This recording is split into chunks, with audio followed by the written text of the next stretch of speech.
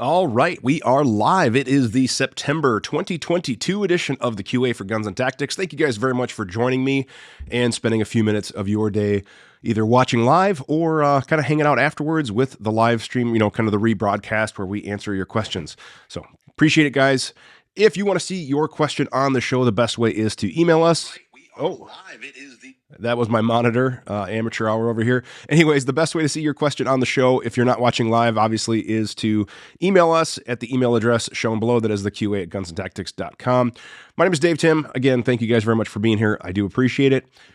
Do have a few things to kind of go over. We have a little bit of mail call to go over and, kind of just some news, things like that. So I'm definitely excited, and looks like we already have some people tuning in. And I believe I have the audio better. Last month, I think it was last month, it was the new microphone month. So I definitely learned a lot about kind of some settings and the gain and stuff like that. So I got some feedback from you guys saying that it was a little quiet. So hopefully you can hear me better. And I'm looking at the levels and they look like they are good. So definitely leave a comment. Hopefully I can see the comments here. Give me one moment here. Having some technical difficulties apparently, but I don't have comments. The joys, just the joys of going live, because you know how it is, search comments. No, I don't want to search. I just want to see the comments. I don't even know if I can see them. There we go. All right. We do have a few people here.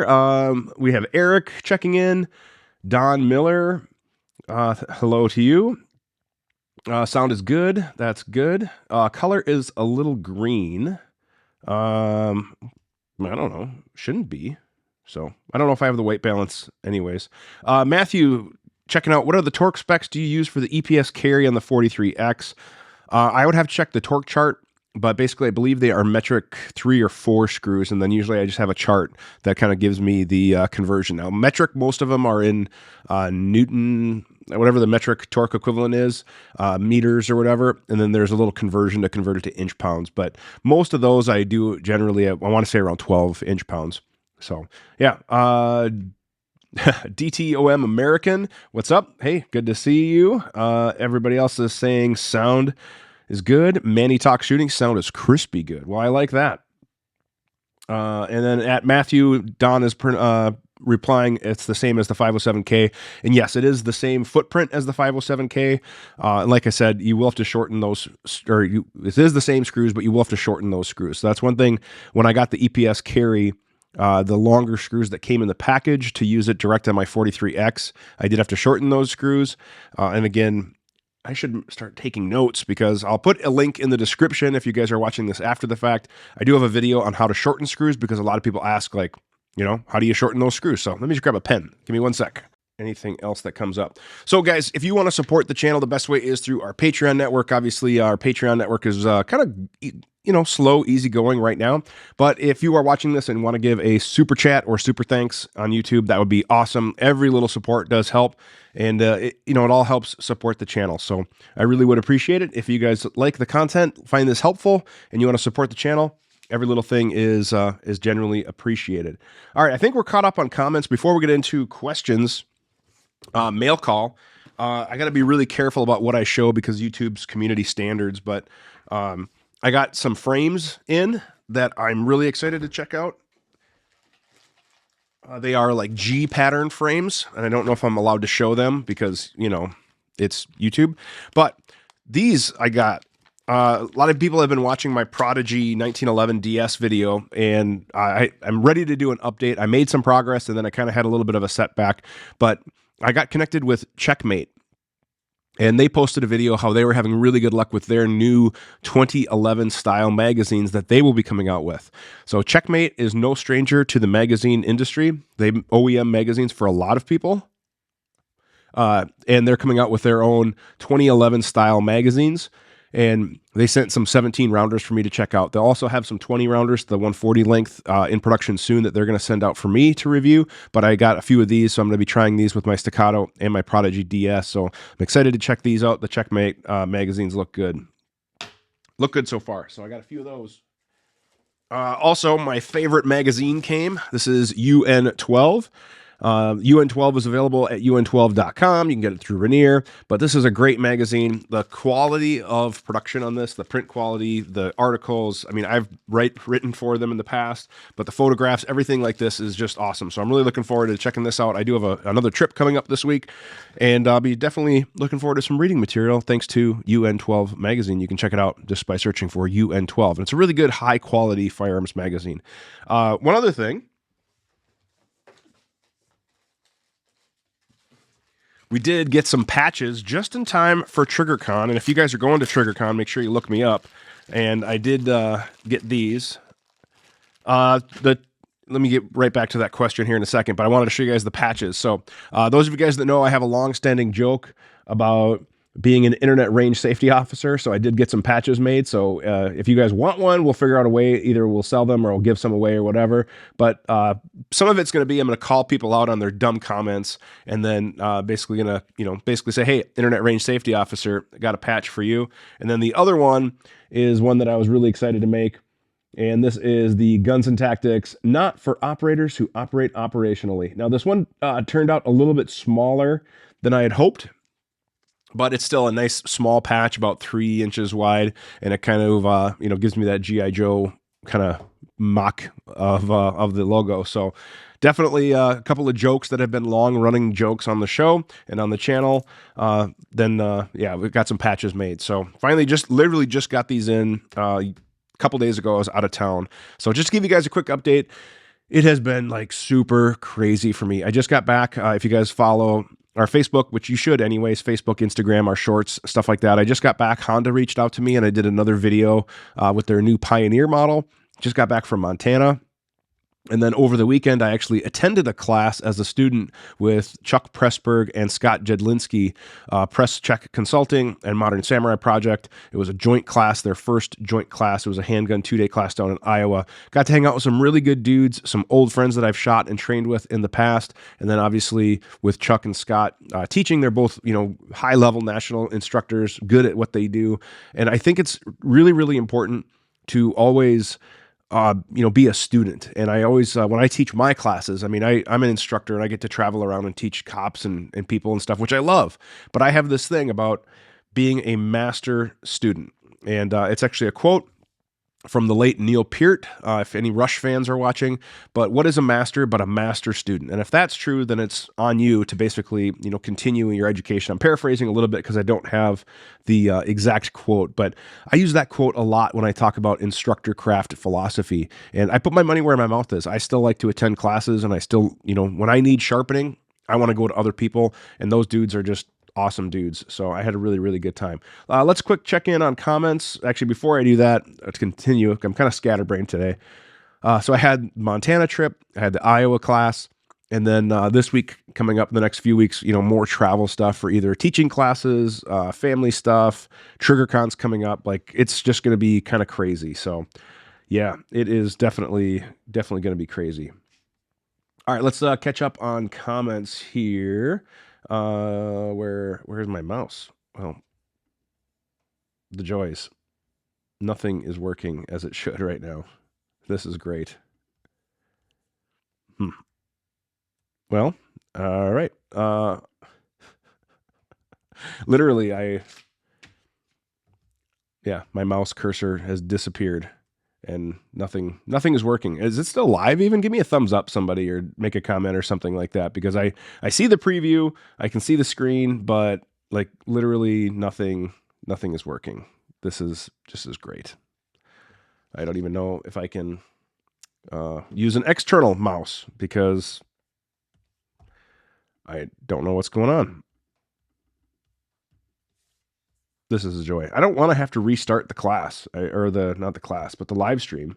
But I feel like I might have to if I don't have the ability to control this.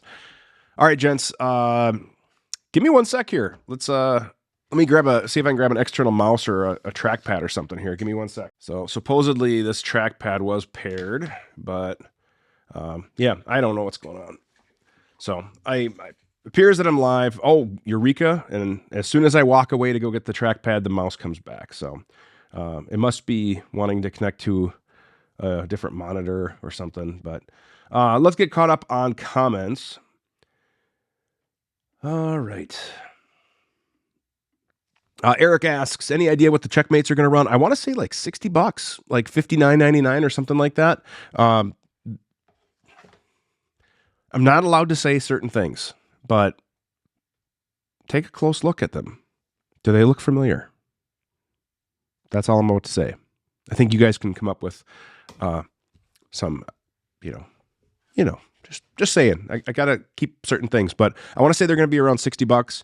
I don't know what the higher capacity ones are going to go for, but these look great. I haven't taken them down and done anything with them but just the surface, the tubes, everything like that. They look pretty good. All right, this one's from Don. Dave, do you ever use CH plates? Yes, I use them all the time, particularly on Glocks. When it comes to Glock plates, I use them. I have had good luck with them. I prep and I install them properly, things like that. And then when it comes to 2011 plates, I use Dawson. I like the Dawson a little bit better. I just think they're a little bit more robust. However, that's just kind of my opinion. So I'm not sure what specific gun you're talking about, but we can give it a whirl. So I'm assuming, it looks like you have another comment here. Have you ran any of the staccato suppressed, and are they reliable? Yes. So the latest P that I got with a threaded barrel finally, and I did run that with my, a Ghost, a dead air Ghost, and it ran fine. So I should do a video on that. That's a good idea. Definitely a good topic. I don't run a lot of pistols suppressed just because, holsters are kind of an issue. I mean, it's not really something that in the law enforcement community is done very much. It's just kind of a fun thing. But yeah, I did test it when I first got that gun in with a threaded barrel, and it ran fine with the Ghost. So good question. All right, this one's from Don. He mounted one to the HK VP, and the fit is terrible. I think it's the factory screws from HK that CH has you use, but the mount, the plate, but CH has not responded. I would give them a call. They've been generally pretty good when I've called them, and sometimes you have to leave a message or whatever, but just try sending CH an email, and their customer service should be pretty good. I know CH for a while was going through some growing pains. They basically got a little too big, and they were trying to find staff and stuff like that, but knock on wood, my customer service experience with CH has been pretty good. Eric, but the class was amazing. It was a good time, and I consider myself a pretty good shooter, but I'm to that point where, I want to pick up little things, like any class that I go to, whether it's a basics class, whether it's an instructor class, whether it's an advanced class, whatever it might be. I want to pick up as much as I can because I want to try to take back as much as I can. Looks like we're back, hopefully. Hopefully you guys can catch up and tune in. I'll give it a minute here. I had, I guess, an internet issue or something like that. So I don't know. The joys. And of course, you can't just resume live streaming as well. So I will have to edit this together and kind of save it in post or whatever. But the joys of technology, I'm telling you. I like the live stream. I like interacting with you guys. I love the comments and all of that stuff. But sometimes the technology side, especially where I live in, kind of rural Minnesota, internet issues are frustrating. So hopefully you guys make it back. I got one person back. So yeah, hopefully the rest of you guys can catch up and we'll kind of go from there. Before we get back into the questions, I love the comments, but of course, as I had to restart the live stream, all of the comments and everything like that disappeared. So I do apologize if you guys left a comment in the previous stream. I lost those. So make sure you leave some new comments in this one. I'll basically stitch the two files together and kind of re-upload this in the future. But yeah, it's kind of a frustrating experience sometimes going live. All right, we're back, and it looks like we are starting to get some people who are hopping back in. So lost you there, but thanks for answering. Yeah, no problem, man. Happy to answer, and hopefully happy to be back. Hopefully we have a good stream the rest of it, and we can stay online. This one's from Matthew. Do you have any suggestions for sitting down while appendix carrying? So I am going to be doing a video upcoming on dad bod appendix carry because I have a dad bod, and I just started really embracing the appendix carry lifestyle. And yes, I totally agree. It can be very uncomfortable when you sit down just looking for a few tips. So I'm going to be addressing that with some future videos because part of it's going to be the holster you select. If you select just a holster, or if there's like the sidecar that kind of widens everything, it has like an integrated MIG carrier. That might be something. So it's definitely a comfort issue, and it's going to take some time. And for me, I had to make a wardrobe adjustment. I got a new belt. I experimented with different holsters, different positions, ride heights, ride positions, and I will totally share with you my experience. And I will say, you guys know what I look like. You know, I'm a dad bod type dude, right? And when I first started, when I was wearing my waistline where I was normally, my default position, okay, we'll just call that default. When I was carrying generally inside the waistband 330, and if I just moved my appendix rig over and kept everything the same, it was uncomfortable. I would get hot spots or pressure points. But when I started to experiment with, okay, maybe I have to ride my pants up a little bit, I have to loosen my belt up, I have to make adjustments to different shorts, different pants, whatever. And then I really started to just, in some way, I didn't even wear a belt for a while. Just around the house, I just put on a pair of jeans and I put the clips of the holster on the waistband of the jeans. And I just kind of figured out where naturally my jeans needed to be in order for me to move around and sit comfortably. And that was a little higher than what I was used to. So fast forward, once I kind of figure that out, I figure out the belt situation, I figure out the ride height of the clips and adjustments and everything like that, and then figure out where position-wise that rig is going to be more comfortable, everything just started to kind of work. And obviously, it's not for everybody. Everybody's going to be in different body shape, different body size, have different comfort, different size firearms, all that other stuff. But once I kind of figured out that sweet spot, then it was really comfortable. And a few weeks ago, I had to go down to Kansas for a family trip. So we had 8-9 hour road trip, and I appendix carried the whole way down, the whole way back, and it was comfortable. In fact, for a while, I kind of even forgot it was there. So it can become very comfortable once you kind of get used to it and you figure out where it is. But like I said, I'll have an upcoming video on dad bod appendix carry because, yeah, I think it is very important to kind of go over. And yeah, Delaney had the same problem, so you went back to 4 o'clock. So again, dudes, hopefully I can help you out. And actually, hey, Dustin's here. Dustin wants to explain what's uncomfortable. So Dustin actually helped me out. He had a couple of rigs that I used and tried out, and he was kind of telling me, and he's the one who actually pointed out to me a long time ago that, dude, you wear your pants pretty low. And I don't know why I did that, but I generally wore my pants a little lower. So I kind of had to wear them up a little higher. Friedman's journal, he trimmed his holster for more comfort. Yeah, worn it cross country, exactly. So, and like I said, I took a 9-hour road trip and I was comfortable with mine, but it definitely took some up. So I tried to loosen the belt, and when you sit, it's still uncomfortable, mainly while driving. Yeah. So when you loosen the belt and you allowed it to kind of ride up, that was like a little trick for me. But you might have to like kind of pull your pants up a little bit. But literally, I was around the house, no belt, just jeans on, gun in, holster, whatever. You don't even have to have it loaded, so it's not gonna, pull your pants down, so it's not weighted, but just an empty gun and a magazine. And just kind of figure out where that natural kind of resting spot wants to be. Tenacore has a really good video about that. Filster has some good videos about that. And then I've kind of talked to a bunch of people and then my own experience. So I'll kind of combine all of these lessons learned into my own dad bod appendix carry video. So yeah, hopefully everything's still sounding good. Guys, I don't know if I'm getting sick, getting over sick. It's kind of been a crappy little time. Airport crud, whatever.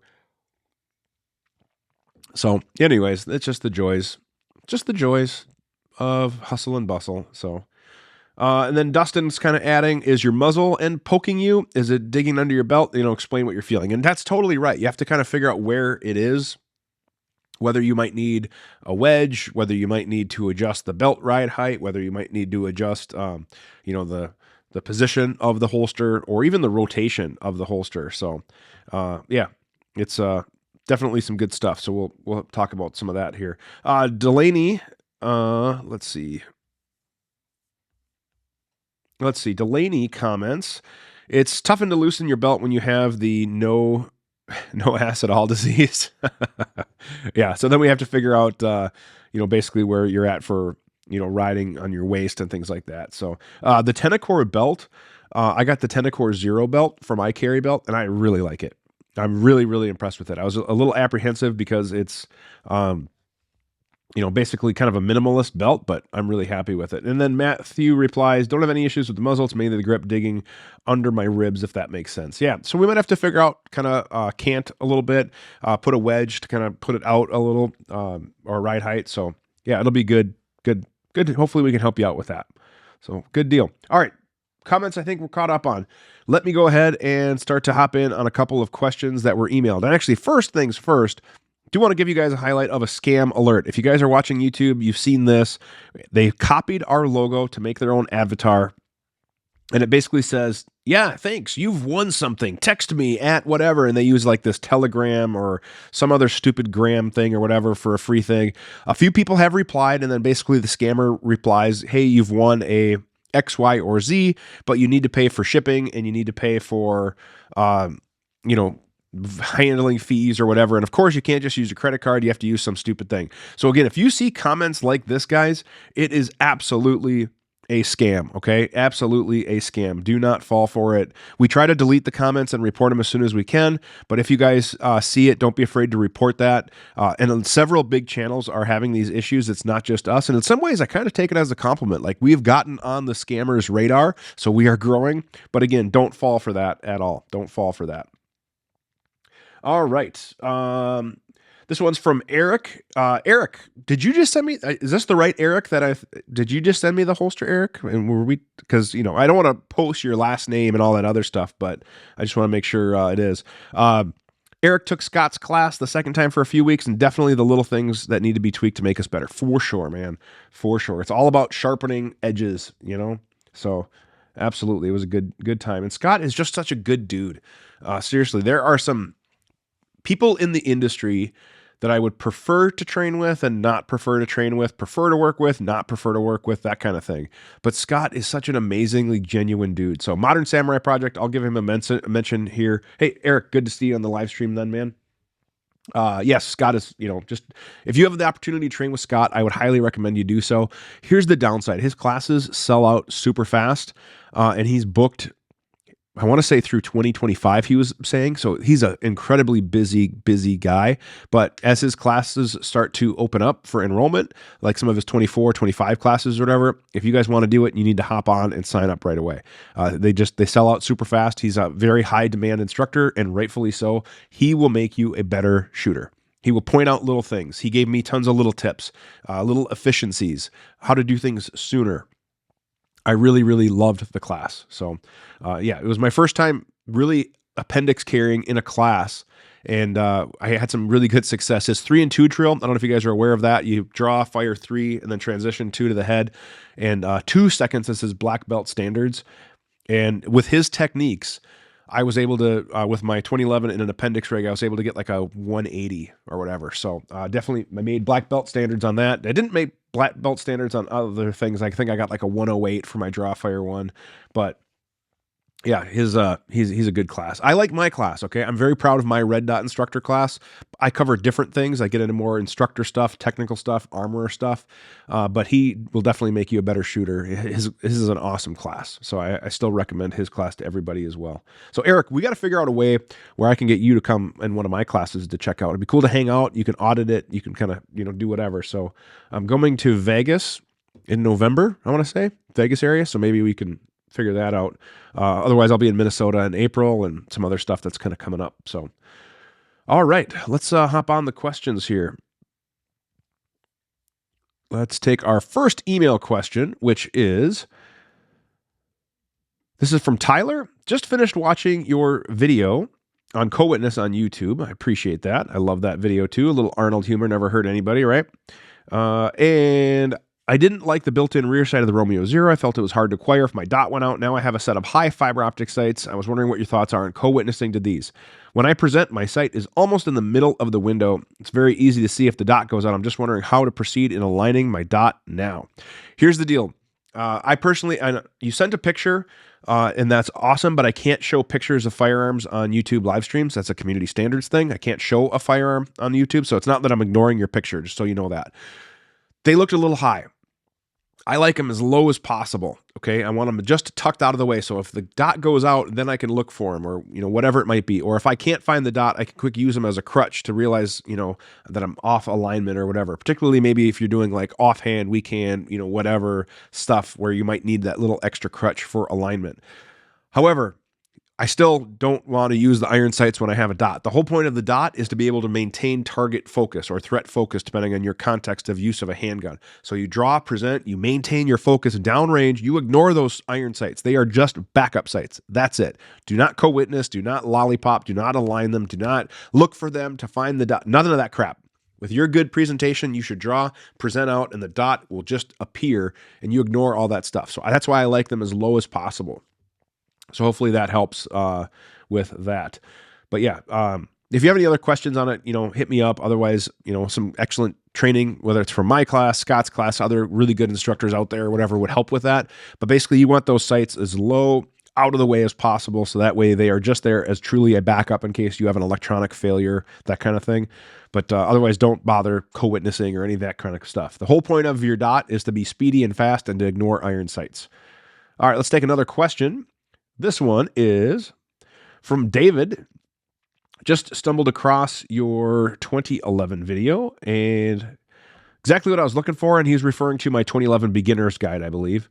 I will say that I bought the Prodigy and I'm sort of on the fence about it. Don't blame me, man. I've had some issues with mine. Wanted a staccato for a while and got excited, watched your video, had the same problems. 2 questions. Do you think changing my guide rod assembly would help or hurt? You had mentioned you were going to go to a toolless. I'd like to do the same, especially if a stronger spring. Also, you have shortish fingers, can't seem to get on top of the thumb safety while I engage the grip safety without feeling like the trigger is grinding against the grip safety inside the frame. It just doesn't feel like the meat of my palm gets a good hold on the grip, but shooting with my thumb under the safety doesn't leave room for my support hand. Get the most out of the gun? Could I lower the safety or replace it with a higher or lower safety? Yeah, so good question, man. A couple of things going on there. Number one, I added the Dawson toolless guide rod to mine because I am going to start to experiment with spring weights. I had to do some cleaning up to the gun. I'm going to probably up to about a 10-pound spring in there just to kind of see how that does because, yes, it does need a little bit more energy, if you will, to return to battery. Some people say their chambers are out of spec, so I'm going to measure that as well. Again, everybody on the internet called me a staccato shill because I gave the Prodigy an honest review and I had issues with it. But I would counter, and I have countered with this, is that if you spent that much money on that gun, would you be happy with it or would you be disappointed? And I was disappointed. So give me one sec. Excuse me. So I was disappointed with it, and I'm not going to lie about my disappointments or my experiences.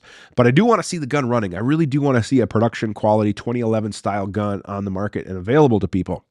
So yes, it would help. It would allow you to experiment with springs much easier. Now, as far as the safety goes, there are different safety options, but the Prodigy would need fitting and things like that. So if you have smaller hands, the 2011 might be a tougher gun. I don't know if you wanted to look at maybe getting a grip reduction from some of the stipple houses and stuff like that. But yes, you do have to disengage the grip safety, the thumb safety. Now, the cool thing is once you disengage the thumb safety, you can kind of build your grip to maintain grip safety and trigger finger alignment. So that way you can, go ahead and engage and establish that good grip. But maybe send me a picture of your grip and kind of so I can see what you're doing because it's really tough for me to diagnose something with just text. So if you could have somebody, take a picture of your grip built up, that would help out a lot too. That would help out a lot. All right. Some more talk in the comment section about appendix carry. This is from Dustin. You need to holster your pivot with you. Everybody is different, or every body is different. When you get it right, it will move with you. And that's totally right. For me, it really was like a light bulb moment when I had everything good. Doesn't spring weight at some point affect accuracy due to unlocking early? Assuming we're talking back about the 2011 or whatever. So here's the deal. 2011s, everything can affect everything. It's all little things that add up to the one thing. So we have timing issues, we have lockup, we have springs, we have the firing pin stop, all sorts of stuff going on. Now, is it going to affect accuracy? I suppose somebody could argue, yes, technically it could, unlocking early or whatever. But when I've seen high-speed footage of 2011s, even with heavier or lighter springs or whatever, most of the time the bullet is down, assuming we're not making drastic changes with springs. So I wouldn't worry about it. Now, I'm not going to be putting like an 18-pound recoil spring in there. Factory was 9. Mine measured right at 9 on my 5-inch Prodigy. So I'm going to try about a 10 or 11 kind of to see what we can do there. So yeah, good question. Eric T. Hilton Yam 10.8 Performance has some good... Who? I've never heard... No, I'm just kidding. Just kidding. Hilton Yam's a good dude. Eric, I think you and I were actually in his Armor Online class together. Hilton Yam is a phenomenal resource, people. If you haven't subscribed to him, 10.8 Performance, awesome dude. Awesome channel. Retired FBI special agent, spent a lot of time running 1911, 2011 guns, a lot of time in the industry. I'd love to take an in-person class with him someday, but he's a gun nerd like me, and what I like about Hilton is he's not afraid to call stuff out like it is. So he has some Prodigy videos as well, and lo and behold, he had some very similar issues and observations, okay? Him and I are on the same page on a lot of things. And, you know, again, a lot of people called me names because I disclosed my relationship with Staccato, but if I wouldn't have said that, would people have commented? Whatever. I don't know. I'm getting on my soapbox, but yeah, whatever. But yes, I do love Hilton's stuff. Yes, he does a great job. Good afternoon to you, Russell. Good to see you. And Hilton did do a good video. Yes, he did. He did indeed.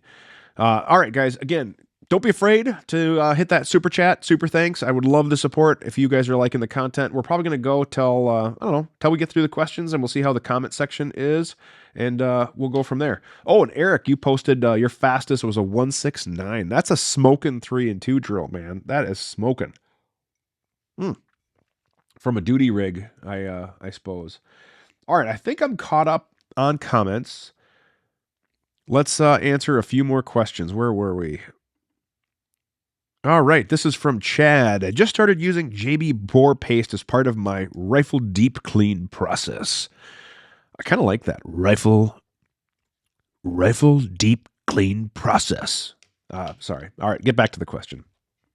Anyways, rifle deep clean process, but I'm curious if there are a lot of warnings about using JB bore paste incorrectly. It can damage your barrel. How can someone use it wrong? Started using it because Compass Lake recommends it, and those guys know what they're talking about. Have you seen people mess up their bores using JP bore paste? So JB bore paste, I actually have some on the bench. I love it, but here's the deal.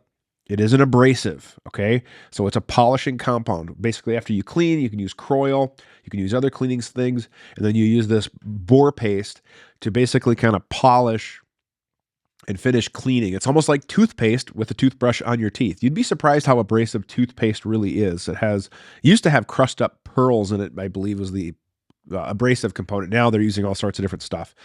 But well, and the reason why I know this is because back in the day, there was more than one gunsmith. When they would do basic action jobs, they would use toothpaste as a polishing or an abrasive compound when they were doing revolver trigger jobs. So, any Fudlore internet, thing. It is true if you ever hear that toothpaste used to be used. So it is true. Anyways, if you use too much of it, it's an abrasive, and where people get into trouble is they use it with power tools. They go way excessive. I mean, I've seen people damage their bores with just bore guide rods and, copper brushes and things like that. They've damaged the crown. They've damaged the barrel. So yes, sometimes people can mess stuff up by cleaning improperly or over cleaning. That does really happen. So just be cautious with JB bore paste and just use it as the instructions recommend. Don't overdo it.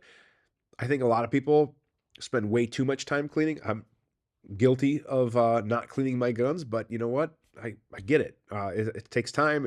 It's frustrating. It's all that crap. Nobody wants to clean, but you should clean, especially with precision rifles. I was watching Eric Cortina. I can't remember how you pronounce his last name, but he was doing some precision rifle stuff, and his stuff makes a lot of sense, and he's a champion shooter. So when it comes to precision rifles, I do clean a little bit more, but I don't overdo it to where I'm damaging things. So loaded AR-15 in a vehicle. I don't know, man. It depends on where you live and how you're able to secure your vehicle and if you're doing urban camouflage. And what I mean by that is don't put a bunch of stickers on your car saying, hey, there might be a gun in here. Because in a lot of urban areas, believe it or not, a lot of people know gun brands, gun logos, gun stickers, cop stickers, whatever, warrior stickers, Punisher stickers, and they realize that people might keep truck guns, kits, all that other stuff. In my area, we didn't have a ton of vehicle break-ins when I was a cop, but talking to other cops, urban areas, whatever, yes, break-ins happened and guns got stolen. So I would be very cautious about A, how you're able to secure it, B, how you're able to keep it on the down low. And I would be cautious about if it really needs to be truly loaded. But the big question that I would ask you is AR-15 in a vehicle is why? What situation scenario do you see needing a vehicle rifle available to you? If you have one, great. Then figure out how you're able to access it quickly, safely, but also figure out how you're able to not be identified as an active shooter or a criminal yourself. Because if there's that man with a gun call, you go grab your rifle, and now you have a gun, could law enforcement, first responders, another permit to carry holder, good citizen, see you as the threat and take you down? And those are all realistic things. Okay, so we have to think about all that stuff with the truck, guns and stuff like that. So good questions, good questions. All right, this one is from Rolando. Looking at getting an optic for my EDC. Would it be an open emitter be terrible for winter versus a closed?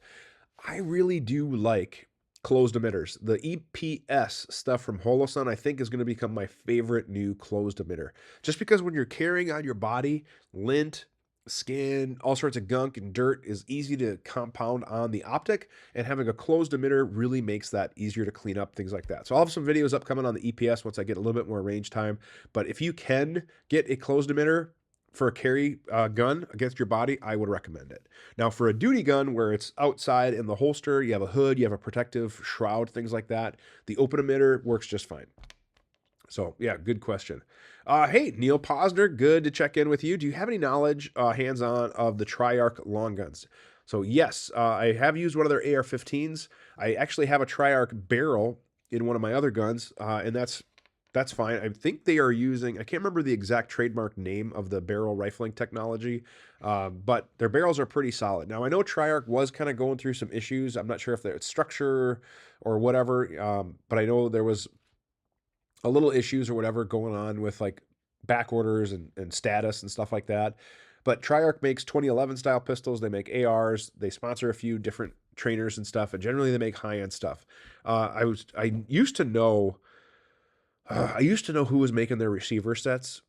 And I don't want to comment because I don't want to share incorrect information, but their billet receiver sets used to be, if it's still current, manufactured by a really, really solid shop. So, yeah, I believe they're doing good stuff. Definitely good stuff.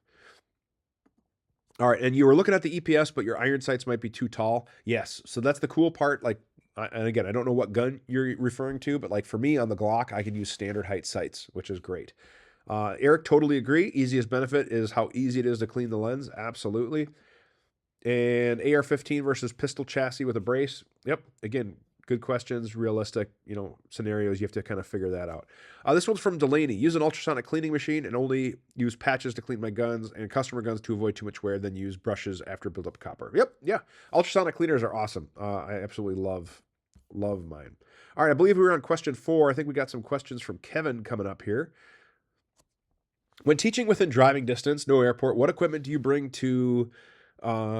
besides the small stuff in a range to fix students' firearms, the class must go on. So here's the thing. I don't bring that much more when I drive versus I fly. The class must go on, and if I have to like bring extra stuff to fix a student's gun, that'll just tie up the whole class or whatever. So generally speaking, I'll carry a backup gun or 2, backup rifle, backup parts, or whatever. And a lot of times it's more often than not, it's easier for me to hand them a spare gun or a loaner gun to get the class to move on. Depending on the place, they might have a vise or whatever. You sent a picture of the vise that you made out of a trailer hitch. That looks pretty cool, and I would consider keeping one in my truck because there's definitely times when a vise could come in handy. So, but I don't want to carry way more stuff, vehicle versus airline, because then I get spoiled, and then I like to have that consistency. And with my toolkit and my range bag, I can fix most stuff. What generic method do you use to inventory spare parts, accessories, consumables? I don't have a great system. I don't have like a spreadsheet, but I, kind of just keep parts kits and things like that, so I can kind of keep a glance. And generally my system is when I use a part, I'll save that wrapper or package so I know to replace it.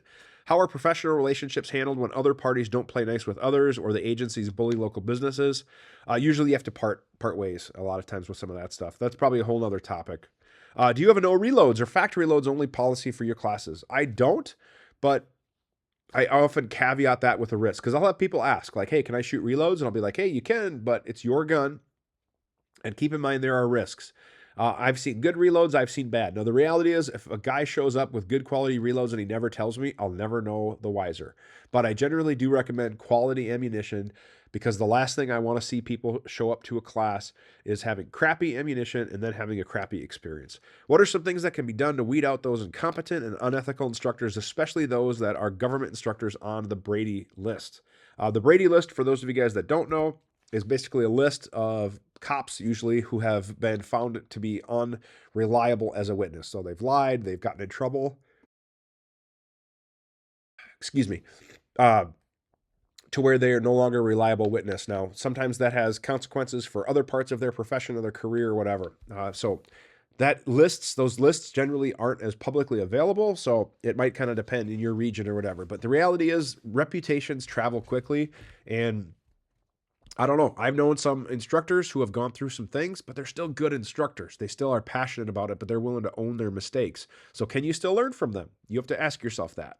Would you be willing to learn from somebody who has made mistakes and owned those mistakes? Would you be only wanting to learn from those who have a 100% solid moral and ethical compass? Again, those are all questions that you have to ask. Quick comment from Delaney. Fix-It sticks, worth it or too pricey? What kit would you recommend? I have some Fix-It stick stuff. Otherwise, the OEM for Fix-It stick is called Sloky, S-L-O-K-Y. And sometimes you can find some of their tools direct as well. So, for example, SIG with the Romeo 2, they include a toolkit, and that comes with a Sloky thing. So, do we do mail call already? I think we did. Yeah, we went over patches and stuff. I had a Romeo 2 in there. I was going to show you guys that, but that has a Slocky kit in it. Otherwise, for bits and torque drivers, I really like Borka stuff as well. Love their stuff. Higher quality bits than I think most industry average, but it's a little bit more expensive. So if Fix-It stick is too expensive, or you're kind of like on the fence, Borka would be that next level up. As far as next level down, I've had some issues with Brownell's bits as far as being soft and brittle, and then various other tool company bits or whatever. So I don't know. It's kind of tough. Fat wrench is good. I've had issues with the fat wrench, man, so I'm going to be a little cautious here. How the fat wrench works is it has a spring that stretches. The more it stretches, the more torque. The less it stretches, the less torque. And I have found the fat wrench to be very inconsistent at the ends of that. So I personally don't use the fat wrench any longer. And here's why. So you set the fat wrench to, like, let's just say 10 inch-pounds. You tighten it. Put a little witness mark on. You can tighten that thing again and the screw will keep moving. So it's like, well, which one was 10 inch-pounds? Whereas like the Borka, the Fix-It sticks, whatever, as soon as you reach that, it's just like click, click, click, click, click. So I see issues with the fat wrench. So I personally am very cautious to recommend it. I realize it's a budget option, but I don't think it's the highest quality tool out there. And it's only calibrated at one specific range, okay?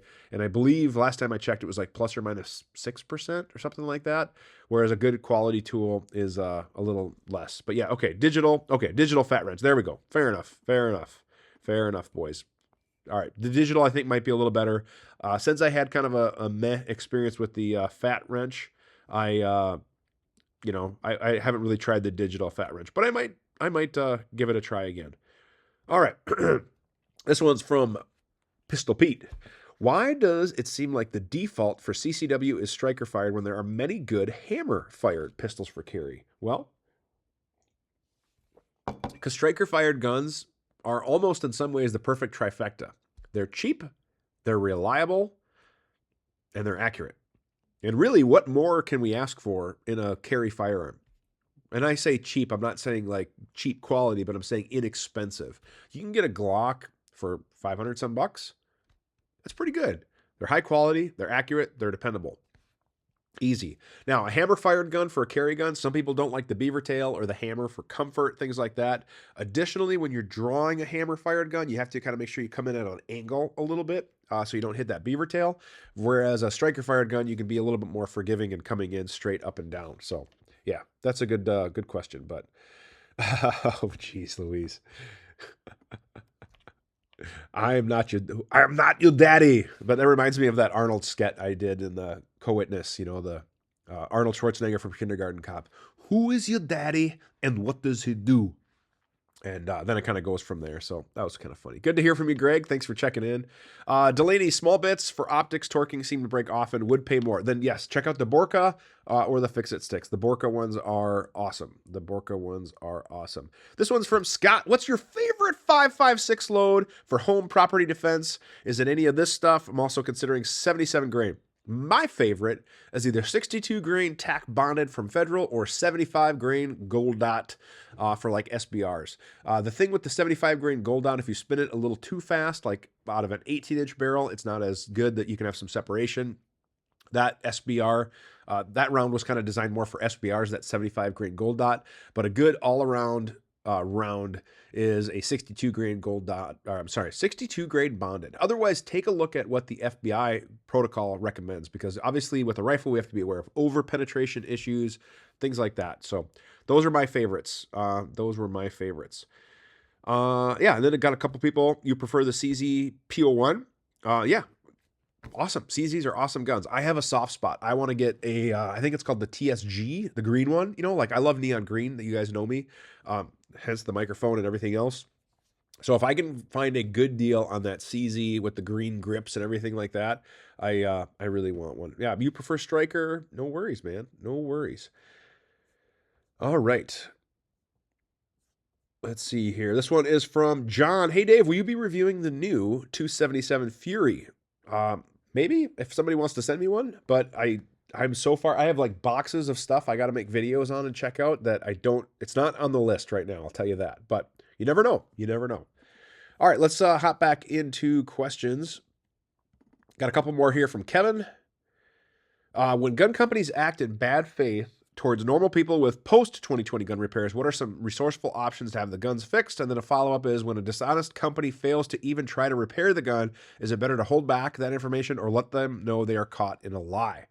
And then you sent a picture about like some UV paint that one person that you knew used to basically verify that the gun company didn't, fix it. Here's the deal. I like to call people out when I catch them in lies, and you might have to ask for a higher level up person. You might have to be more stern. You might have to get your local dealer involved if they've backed up that purchase or not. But it sucks. It sucks to buy something and then have it fixed and it's not fixed. It just is very, very frustrating. Biggest things I can recommend is, number one, document, journal. On this day, I spoke to so-and-so who stated blah, blah, blah. Email chains are great. If you have phone calls, take notes. Take notes of their service notes, things like that. So I 100% agree with documentation. You need to do that to back that up, because in case that escalates, you're going to have that and say, exactly what the timeline was, what the layout was, whatever. And don't be afraid to keep escalating that. Ask, be firm, be stern. And especially if you call them out on a lie, number one, make sure it's truly a lie. Make sure you can back that up. And number two, don't be afraid to then be stern and address that and say, I reviewed this situation. I do not believe you have fixed it. Here's why. Kind of show them out. I want this fixed. And you have to explain your expectations. And hopefully you can keep making progress. Some gun companies obviously are better than others. And I know that you made another comment too about like some private insurance, or not private. There's a comment about insurance, but private customers getting treated differently than cops. Yes, I know some gun companies do prioritize cop and duty guns, but a lot of the guns that I see customers getting fixed, students getting fixed, they're not cops, and they're getting good service. So I do think not all is lost. Pistol Pete, you prefer DASA? Yeah, that's awesome, man. But DASAs are still good quality guns. My very first duty gun was a SIG P226 DASA. The Beretta 92s are starting to make a round back with the Langdon guns. The problem, I think part of it too is that there's just not a lot of the mid-size DASA guns that are as mainstream or as available. So that's just kind of part of it there. Eric, what gun company are you using for instructor insurance? And have you had to use it for anything? Thankfully, no, I've not had to use it for anything. I am using Firearms Trainers Association, and I think I used Scott's link to get a little bit of a discount, 10% maybe. But I've had good luck with Firearms Trainers. My communication with them has been good as far as like getting waivers and things approved, and kind of establishing with them, like, this is how I run my business and I run my classes and the paperwork and stuff that I use. Are you guys good with that? And they've been really, really good to work with. So I really like them a lot. You have a SIG P322. in at SIG due to light strikes. Yeah, so that's a pistol I really wanted to check out. I've heard good things. I'm not sure what ammo you're running, but hopefully they can get you up and running. C4 Defense, hello to you. Thanks for checking in. All right, let's hop back on to the questions here quick. This question is almost wrapping up here. What would you recommend for non-lethal self-defense EDC items and or training? This one's from Ike. Great question. Great question. So number one, as far as training goes, I'm a firm believer that if you can get some hands training, whether that's jujitsu, other styles of fighting, whatever.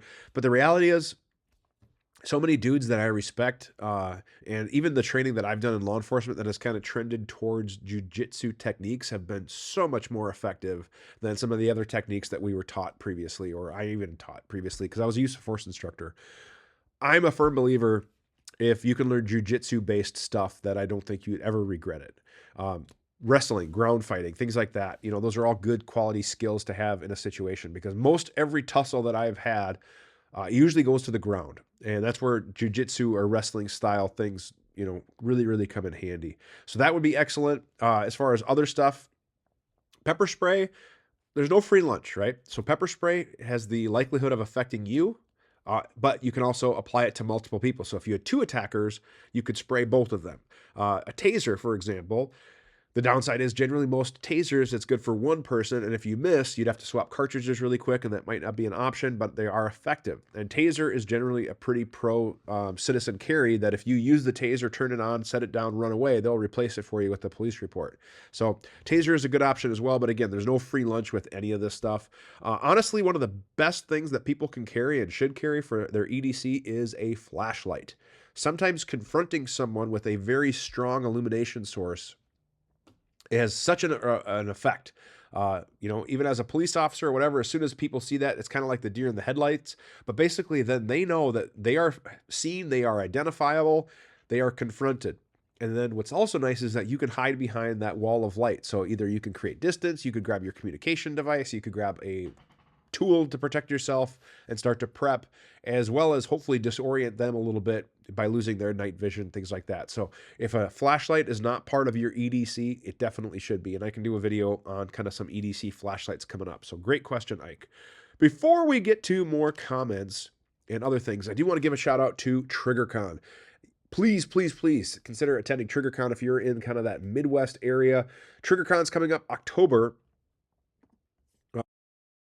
7th and 8th, 2022 in the Wichita area at the Flint Oak Hunting Reserve just outside of Wichita. It's going to be an awesome time. There's going to be live fire demos. There's going to be vendor displays. There's going to be all sorts of exhibitors.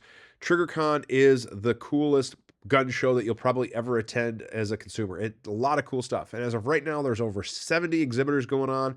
So we would love to see you at Triggrcon. My viewers can use a coupon code, which I'll have down in the description to save yourself a little bit of money to get yourself a ticket. But I'll be there. And if you find me, make sure you come find me because I'll have some patches and swag. So yes, please, please, please come to Triggrcon. Love to see Triggrcon. All right, let's get back to our questions. Let's see where we were. This was that was Ike's. All right, this one is from Paul. First and foremost, thanks for putting out such fantastic content. Well, thank you. I appreciate that. Your videos are both extremely informative and entertaining, sharing knowledge. Now on to your questions. When removing a pistol-mounted red dot, either for battery or to move to a different firearm, do you reuse the same mounting screws or new screws? If new, do you have a preferred source? I've done some looking for additional mounting screws, and I can only seem to find them in bulk quantities, especially for Torx screws. So if the screws are still good and I can clean them up, you can reuse them, okay? Sometimes with thread locker, you need to clean that off a little bit. You can either use a little on-cure solution, some degreasing solution. Sometimes you have to use a torch and a brush to kind of clean that up. But if I can reuse and clean those screws up, I will reuse them just fine. Otherwise, I get all of my screws generally from McMaster car. And yes, you have to buy them in generally packs of 100. There are certain shops that will basically get theirs from McMaster car because they use the same descriptions and they'll sell them in like onesies, twosies for couple bucks a screw. You can get a bag of screws for like 10 or 12 bucks or something like that. So that's part of it. Certain hardware stores do carry higher quality screws with those finer thread pitches and Torx heads, but not all hardware stores because it's not common stuff. So I would just get them from McMaster's, split them up amongst your buddies, offer to, pay it forward, send them out to whatever. So Yes. Pistol Forum had part numbers for McMaster-Carr. Yes, totally. Like I said, all the screws and stuff that I use in my shop, I get from there, and I generally get it I think it's a bag of 100, so you'll have them forever. But yes, good source for there. All right. Your was with Aguila. Yeah, that sucks, Sam. Sorry. Hopefully they get your gun up and running. Eric, back to insurance. You were using Locked in Affinity, and they were super happy to send me a policy, but after that, radio silence. Yes. So I had an issue with Locked in Affinity with private property. Now that you bring that up, so I wanted to teach at private property, and they wanted a certificate that was a certified range. And I was like, I don't even know if some public ranges have certificates that they're certified ranges, like local gun clubs and that kind of thing. But they were really adamant, like this whole private property thing. I was going to go and basically teach on private property, and they had some serious struggles with that. So that's why I ultimately ended up dumping them. And Firearms Trainers Associate was cool with private property, cool with additional insured stuff, whatever. So they were good there. Delaney, a Kubaton and an OC spray is a good option for sure. Absolutely. A Kubaton is like a little mini baton that's mostly used for like control tactics, pressure point, stuff like that. Learn how to use it. If you are going to carry anything, obviously get training. Swap Fox Optics also sells an ultimate screw kit as well, top quality.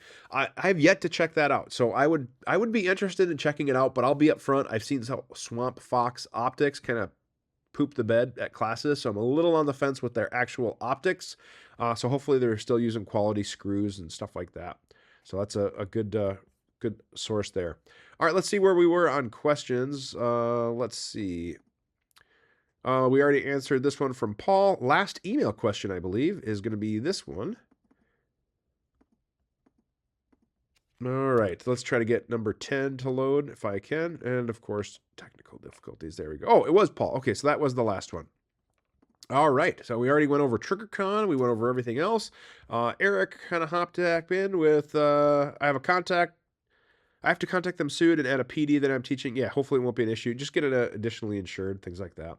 So, guys, I got to be honest. I'm a little disappointed. Not one super chat or super thanks yet, at least that I can see. And if you have, leave a comment because I want to know and give you a shout out. But if you guys can support the stream, support the channel, every little bit helps. Every little bit helps.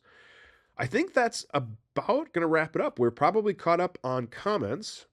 And because we had to stretch this into 2 segments, we'll probably not post the live immediately, and I'll get the recording from each, edit them together, and then upload it because I believe the first segment was about 15 minutes, and now we're coming on 45, so just about a little over an hour, right around there. So I'm excited. We had a good show.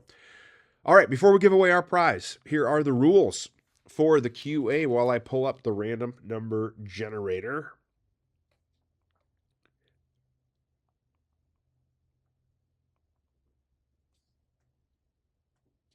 All right. Hopefully you guys had a chance to read those.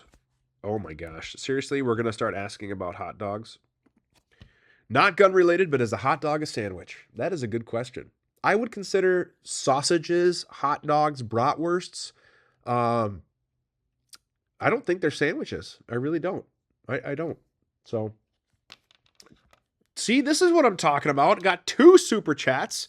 Huge shout out to Greg. Super chat.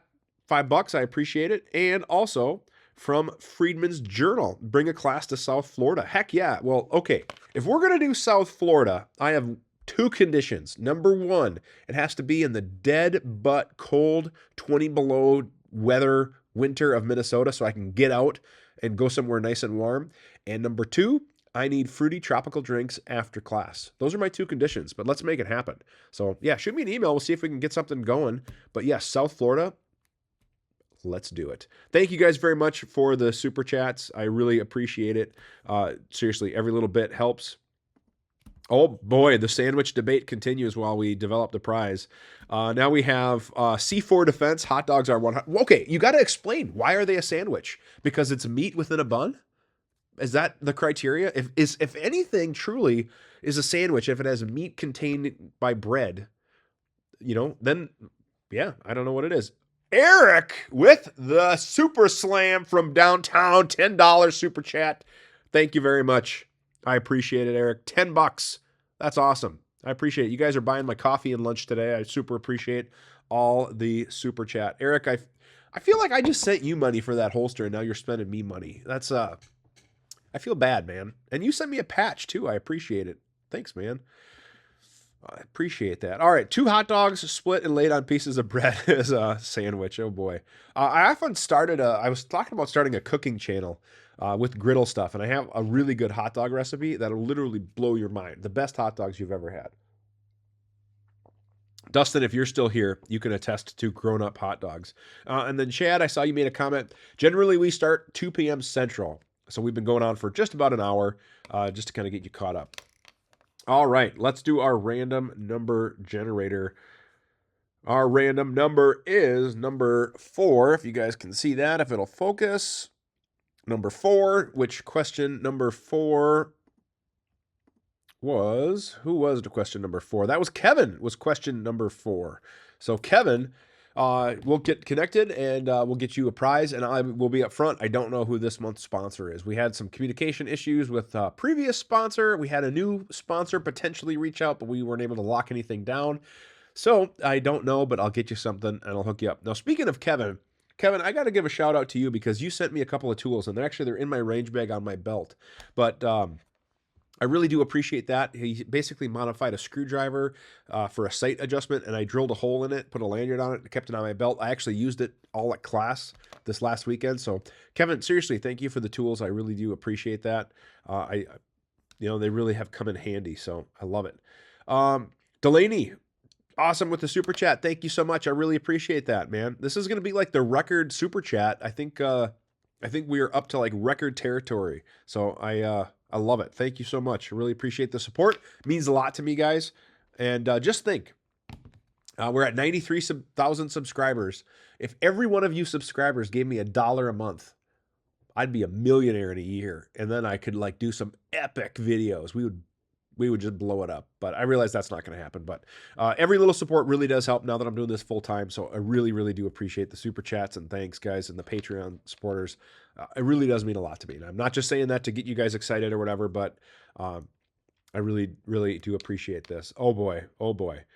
Guys, seriously, if it's meat wrapped in bread, meets the sandwich criteria. However, counterpoint, is a corn dog a sandwich? Now we're getting into the weeds here, boys. We are getting into the weeds. Friedman's Journal, I reject hot dogs and sandwiches. Just no. I got to agree. I think sausages, it would be a type of a sausage, like bratwurst sausages, Polish sausages, Cajuns, hot dogs, whatever, all kind of goes into that separate category, like, because I think we would all agree, technically a burger is probably a sandwich, but we've categorized burgers as their own thing versus sandwiches, right? So I don't know. Corn dog is a complete meal. Hey, true story for all the people watching. Is this just a Minnesota thing? But obviously, a lot of us know what corn dogs are. But do you guys have pronto pups? Do you guys know what a pronto pup is at maybe your carnivals or state fairs? And then I am going to wrap this up here pretty soon because I feel like now we're just rambling on. But a food can fit into all 4 categories: soup, sandwich, salad, or ravioli. And then Greg coming in.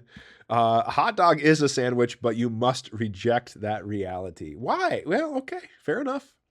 If it's if the new standard is some sort of bread, meat, and bread, then we have hot dogs, burgers, sandwiches. They are all sandwiches. You know what? Here's what we could do. Why don't we accept that there are subdivisions of sandwiches? Kind of like we have trucks, but there are different types of trucks. Or we have like rifles, but there's different types of rifles. Maybe we just need to accept that there are sandwiches and there are different types of sandwiches. So I don't know. That's a good question.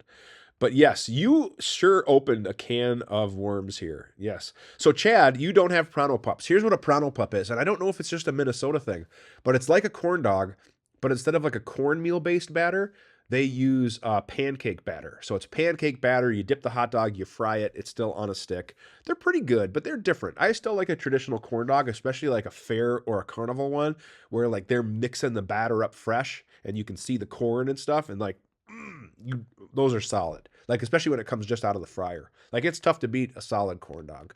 Oh, that sounds good. I might have to make a corn dog. In Minnesota, they drink pops, don't you? Heck yeah, we do. We eat hot dish and we drink pop. You betcha. And I'm not embarrassed out. And we go to meat raffles. And that's the other thing. How many of you guys know what a meat raffle is? Yeah, I bet you not many. You got to be from Minnesota to know what a meat raffle is. But let me tell you, a meat raffle is a heck of a good time. I'll do a separate video on a meat raffle sometime. Actually, truth story, then I'll stop rambling. But it appears that, you guys are still engaged, so that's always good. If I were to do a food channel, I'm debating about calling it Meat Raffle. Like, I just think that'd be kind of a funny name for a channel because it's a Minnesota thing and we can do different types of meats and all that stuff. But anyways, gentlemen, I think that's going to do it for this video. That would be a calzone. Folded pizza is a sandwich. Calzone, although I think technically is a type of sandwich. So maybe we're getting into the weeds there. All right, guys, we have gotten off topic, but I love it because I love engaging with you guys. I really do appreciate the super chats and the super thanks. Guys, I got to give epic props. I think this is our record fundraising QA ever. You guys have donated more money than we've ever received in a QA before. I really, really do appreciate it. If you're watching this after the fact and you want to continue to donate through Super Thanks, you can do so on YouTube. I really appreciate it. If you want to see your question on the show, the best way is to email us. That email address is shown below, the QA at gunsandtactics.com. At the end of the month, we go live. It's the last Monday of the month, 2 p.m. Central. We go live on YouTube. Eventually, we will do some multi-streaming in the future as the software allows it. But email us. Thank you guys very much for watching, and have a great day. All right, guys, take care. That's going to do it. We'll see you in the next one.